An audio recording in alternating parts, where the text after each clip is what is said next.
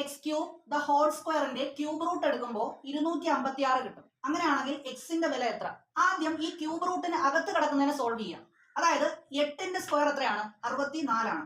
ഇനി എക്സിന്റെ പവർ എത്രയാണ്? 3. ആ 3നെയും നിങ്ങൾ എന്ത് വെച്ച് മൾട്ടിപ്ലൈ ചെയ്യാം? 2 വെച്ച് മൾട്ടിപ്ലൈ ചെയ്യാം. അപ്പോൾ എക്സ് റൈസ് ടു 3 × 2 എത്ര വരും? 6 എന്ന് വരും. ഇതിന്റെ രണ്ടിന്റെയും ക്യൂബ് റൂട്ട് ആണ് നമ്മൾ എടുക്കുന്നത്. ഓക്കെ, ഇവിടെ 3 എന്ന് പറഞ്ഞു കഴിഞ്ഞാൽ ക്യൂബ് റൂട്ട് ആണ്. ഈക്വൽ ടു എത്രയാണ്? 256 ആണ്. 64നെ ഞാൻ 4ന്റെ ക്യൂബായിട്ട് എഴുതുന്നു, ഇൻറ്റു എക്സ് റൈസ് ടു 6 എന്ന് എഴുതുന്നു. ഇതിന്റെ രണ്ടിന്റെ എന്തെടുക്കുവാണ്? ക്യൂബ് റൂട്ട് എടുക്കുവാണ്. Equal to 256.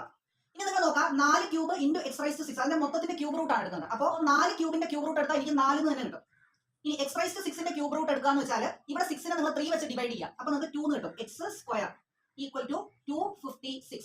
അപ്പൊ എക്സ് സ്ക്വയർ ഈക്വൽ ടു 256/4 എന്ന് കിട്ടും. ഇനി നിങ്ങൾ ഇവിടെ കട്ട് ചെയ്യുക. കട്ട് ചെയ്യുമ്പോൾ 64 എന്ന് കിട്ടും. അപ്പൊ എക്സ് സ്ക്വയർ ഈക്വൽ ടു 64 ആണെങ്കിൽ എക്സ് ഈക്വൽ ടു എത്ര കിട്ടും? 8 എന്ന് കിട്ടും.